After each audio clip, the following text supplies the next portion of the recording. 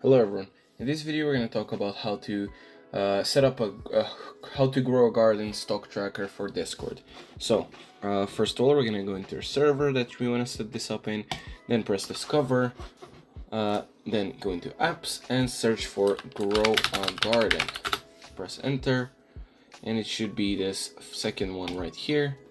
Add app, select the server that you want to go to set it up in.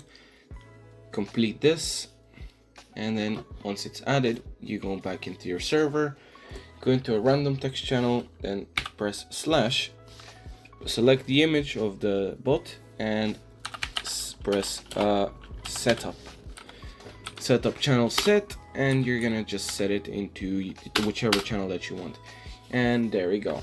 You're gonna might have to authorize it. In my case, just press right there, and there we go.